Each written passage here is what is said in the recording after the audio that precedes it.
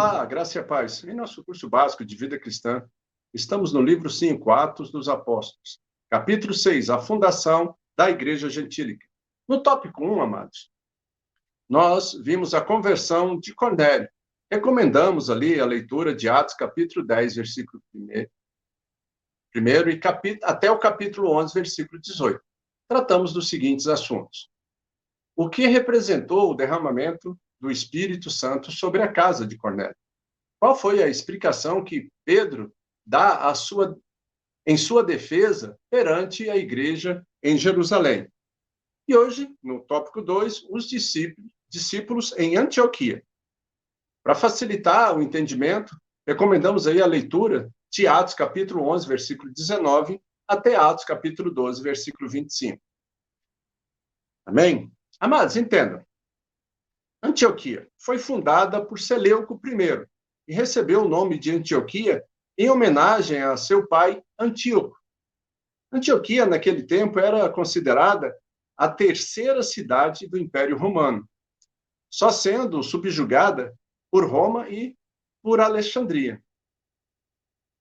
Tinha uma população aproximadamente de 500 mil habitantes e ficava a uma distância de 500 quilômetros ao norte de Jerusalém. Era a porta de acesso do mar Mediterrâneo, às grandes estradas orientais, e foi o centro de penetração de Júlio César, Augusto e Tibério. Mas aqui é bom ressaltar uma curiosidade. As estradas romanas, elas eram construídas em linhas retas, ou seja, se houvesse depressão, eles nivelavam, se houvesse elevações, eles aplanavam e fazia reto. Não tinha curvas nas estradas romanas. Tanto é que, quando havia o encontro de duas estradas, havia pontos retos de 90 graus nesses cruzamentos, ok? Só para entendimento aí e matar essa curiosidade. Antioquia também era chamada Antioquia a Bela, ou a Rainha do Oriente, embelezada ali com tudo quanto a riqueza romana tinha, a estética grega fornecia e o luxo oriental podia produzir. Né? Todavia, ela era uma das mais sórdidas e depravadas cidades do mundo. Lá eles tinham culto a Astarote, pelas mulheres de Antioquia. Né? E era tão indecente que o imperador Constantino, mais tarde, teve de aboli-la usando o exército, usando a força para conseguir arrancar isso, essa prostituição, que era muito pesada naquele local. Mas, mesmo assim, no entanto, multidões do seu povo aceitaram a Cristo Jesus. Né? E foi lá também que os discípulos de Jesus foram chamados cristãos pela primeira vez. Então, a cidade tornou-se um centro de um esforço organizado para a cristianização do mundo. Né? Dali saiu e fomos em frente pregando o evangelho. Então, aprovando a atitude ali de Pedro, ao ir à casa de Cornélio, em Cesareia, os demais apóstolos estavam simplesmente contribuindo no sentido de que a igreja gentílica crescesse. Como nós já dissemos, logo foi a vez de ser alcançada a cidade de Antioquia, ao norte da Síria, por onde andaram alguns dos judeus helenistas, durante a dispersão que se seguiu com a morte ali de Estevão. Nós já falamos sobre isso. Então, Antioquia era bem diferente de Jerusalém. Vejamos. Nesta movimentada capital do norte, é uma cidade comercial onde se encontravam europeus e asiáticos, e onde a civilização grega entrava em contato com o deserto sírio. Os homens, naturalmente, podiam viver sem dificuldade, já que cada pessoa parecia ter vida própria e independente. Né? Então, foi aqui que alguns desses helenistas, não contentes de pregar a Jesus nas sinagogas, aos seus companheiros igualmente helenistas, puseram-se a pregá-lo também aos gentios gregos. E muitos deles abraçaram a fé, de modo que a segunda igreja cristã a ser fundada contava com numerosos elementos gentílicos, ok? Então, quando a notícia dessa inovação chegou a Jerusalém, os apóstolos, desejosos de averiguar o caso, mandaram para lá um homem apropriado para esse fim. Foi Barnabé. E o seu nome significa filho da exortação. Então, Barnabé se dirigiu-se a Antioquia e, em vez de se escandalizar com a mistura judeu e gentil, regozijou-se diante desse assombroso sinal da graça de Deus. Ficou lá entre eles fazendo o que estava a seu alcance, no sentido de que a nova igreja crescesse, multiplicasse. A obra progrediu rapidamente e Barnabé, procurando um auxiliar capaz, lembrou-se de Saulo, que estava em Tarso, né? Que já há algum tempo estava percorrendo ali as regiões circunvizinhas. Então foi buscá-lo e dele fez o seu cooperador. E juntos continuaram a promover a grande obra que Deus inaugurara em Antioquia. Foi por esse tempo que o profeta Ágabo anunciou na igreja de Antioquia que estava para vir grande e generalizada fome sobre o mundo. Né? Amados, observe, para comprovar essa profecia, nós temos o historiador Suetônio, né? Era um historiador romano, confirma que no reinado do imperador Cláudio foi assinalado que não houve safra em certos anos. E também o historiador Joséfo, que por volta do ano 46 depois de Cristo, afirma que a Palestina foi duramente castigada por uma fome e que a rainha mãe Helena de Adiabene, no norte da Mesopotâmia, que havia abraçado o judaísmo, comprou trigo do Egito e figo de Chipre para acudir às necessidades dos judeus na Palestina. Né? E também nós temos o registro que, nesse tempo, Barnabé e Saulo foram enviados a Jerusalém pela igreja de Antioquia, conduzindo a igreja-mãe uma coleta especial. Entenda, aqui nós vemos a igreja filha, a igreja de Antioquia levantara para auxiliar, para ajudar os cristãos palestinenses que estavam angustiados ali com necessidades. E socorreram eles.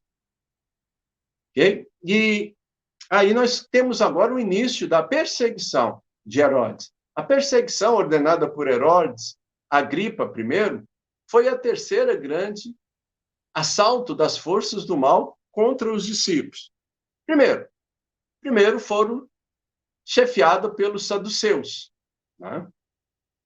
E a segunda, pelos fariseus. Então, vamos lá. Os saduceus, no começo lá das operações milagrosas, eles chamaram os apóstolos e proibiram a eles de pregar a Cristo, né?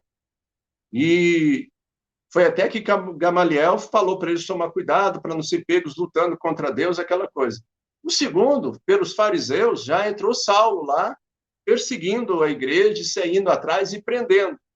E agora aqui nós temos uma terceira linha de perseguição, pelo o rei Herodes Agripa. Herodes não perdia-se nenhuma ocasião de fortalecer a sua posição junto aos judeus. E como isso aconteceu? Por que essa perseguição? Então, quando os discípulos de Jerusalém aprovaram a conduta de Pedro em ir à casa de um centurião, do centurião Cornélio, lá em Cesareia, viu aí uma boa oportunidade de ganhar as boas graças dos judeus. Né? Então, recapitulando, amados, os 12 apóstolos haviam escapado à perseguição desencadeada no dia do martírio de Estevão, por causa da fidelidade à lei.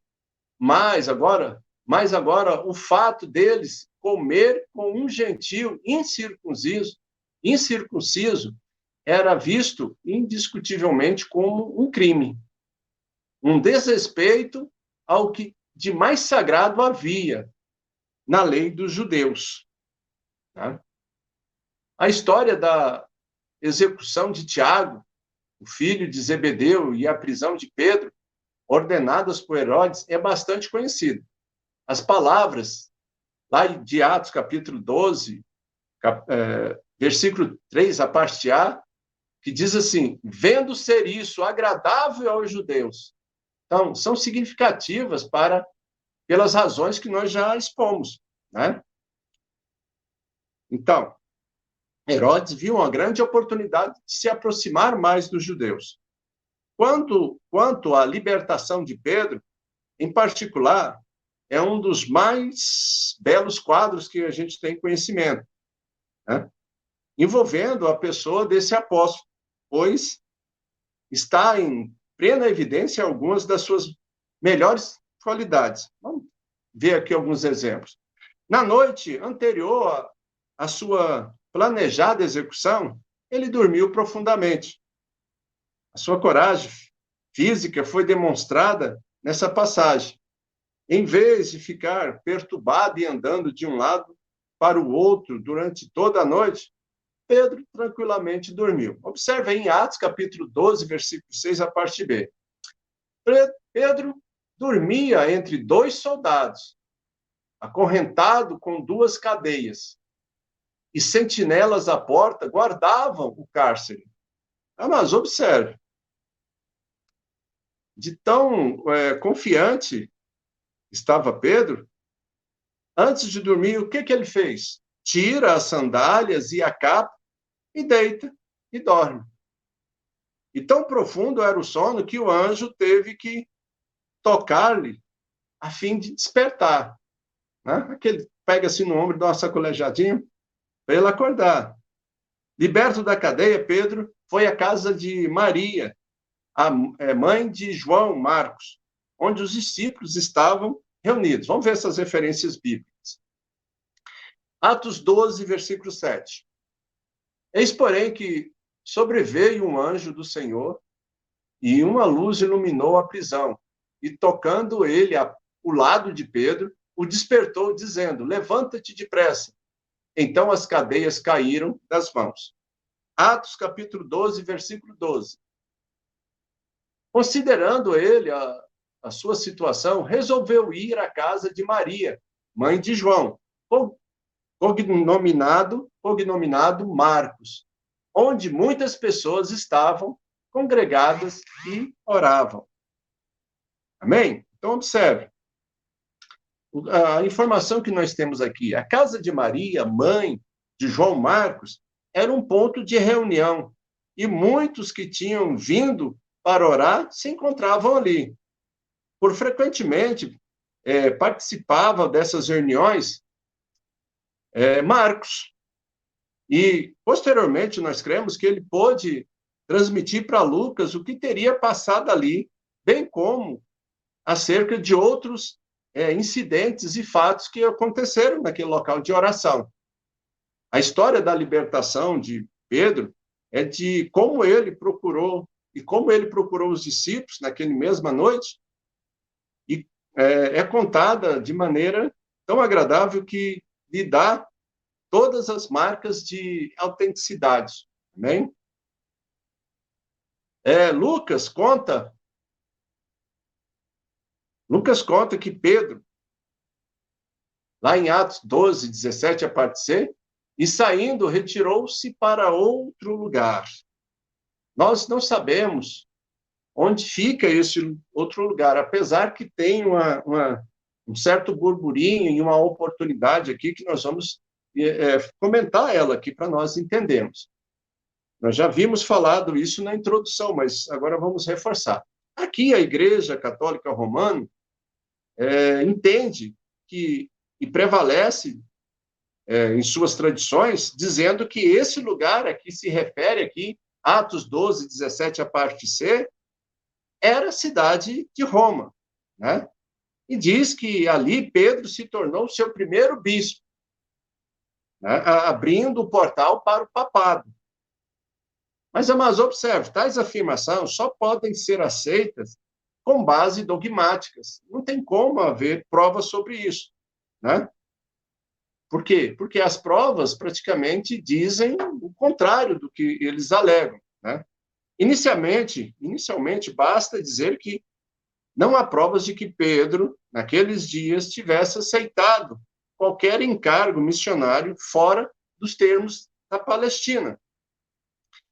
Ele já estava achando difícil tratar com os crentes, né, mais próximo dele ali, e encontrar outros mais longe ia ser meio difícil. Então, vamos lá, continuando. Pedro estava em Jerusalém, outras provas, né? Pedro estava em Jerusalém durante a Assembleia ocorrido no ano de 48 depois de Cristo. E quando Paulo, o apóstolo Paulo, chegou em Roma por volta do ano 57 depois de Cristo, evidentemente nenhum apóstolo tinha estado lá antes, pois que os judeus o procuraram para investigar acerca daquela seita que era impugnada em toda a região. Observe. Então, que dois pontos. Primeiro, que ele estava no concílio, lá em Jerusalém, para discutir alguns pontos. E depois, quando Paulo chegou, praticamente 10 anos depois, né? 9 anos depois, ninguém da cidade de Roma ouvia falar a respeito do cristianismo. Tanto é que ele chama a respeito daquela seita. Né? Porque, então, é difícil nós entendermos que ele tenha sido o primeiro Papa, como a Igreja Católica afirma. Continuando. Herodes Agripa I era filho de Aristóbulo e neto de Herodes o Grande, e de Mariana, neta de João Hircano. A narrativa da sua morte vem, mais uma vez, confirmar o poder de Deus, em cujas mãos está o controle de todas as coisas e de toda a história. Amados, Herodes Agripa I foi educado juntamente com Durso, filho do governador Tibério. A morte deste e a falta de recursos levou Herodes a interromper os seus estudos e a voltar para a Judéia. Okay? Então, vamos lá. Envolveu-se Herodes com amizades que poderiam servi-lo no futuro. Tomou muitas atitudes próprias de um homem ambicioso por poder. E assim conseguiu, do imperador Gaio Calígula, o título de rei, com um território a nordeste da Palestina como seu reino. Esse território foi aumentado em 39 depois de Cristo, quando Antipas foi banido. Foram também lhe concedidos a Galileia e a Pérea. Não para por aí, ele continua. E quando Cláudio tornou-se imperador em 41, passaram também para o seu domínio as terras da Judéia e Samaria. E seu território igualou-se, então, ao de seu avô, Herodes o Grande. Ok? Então, mais algumas curiosidades sobre Herodes Agripa. Durante seu curto reinado, Herodes Agripa I, a despeito de suas faltas, mostrou-se admirador e patrocinador da fé judaica. Procurou manter relacionamento com os líderes religiosos do povo. Dizem que, certa ocasião, quando era lida a lei na festa dos tabernáculos, as lágrimas vieram-lhe ao rosto ao ler Deuteronômio, capítulo 17, versículo 15, que diz: estabelecerás com efeito sobre ti, como rei, aquele que o Senhor, teu Deus, escolher, homem estranho, e não seja de entre os teus irmãos. não estabelecerá sobre ti? Né? E aqui ele lembra praticamente da sua origem edomita, né? Da sua família, da sua linhagem, mas o povo exclama: não te aflijas, tu és nosso irmão, fortalecendo ele. Mas o ponto principal que levou Herodes à ruína foi o orgulho. O orgulho de Herodes, entretanto, viria pesar-lhe profundamente. Atos, capítulo 12, versículos 21 e 22. Diz, 21, em dia designado, Herodes vestiu de traje real, assentando no trono, dirigiu-lhes a palavra. E o povo clamava: é a voz de um Deus e não de um homem. Eis aqui o problema. Herodes teve a petulância de querer ser visto pelo seu povo como se ele fosse Deus, colocando de lado o próprio Criador. E o povo, com o fim de agradá-lo, de puxar o saco dele, gritavam ruidosamente: é a voz de um Deus e não de um homem. Mas observe, Herodes não rejeitou essa aclamação. Por causa disso, subitamente um anjo de Deus o feriu e morreu ali comido de vermes. Pontos históricos desse fato. Joséfo, historiador grego não, hebreu, nos dá substancialmente a mesma história, mas com maiores detalhes. Sem a narrativa de Joséfo, concluiríamos que Agripa morreu imediatamente, embora Lucas não afirme nada a esse respeito. Joséfo conta que Herodes experimentou horríveis sofrimentos por cerca de 5 dias, e no final dos quais teve uma morte horrível. Né?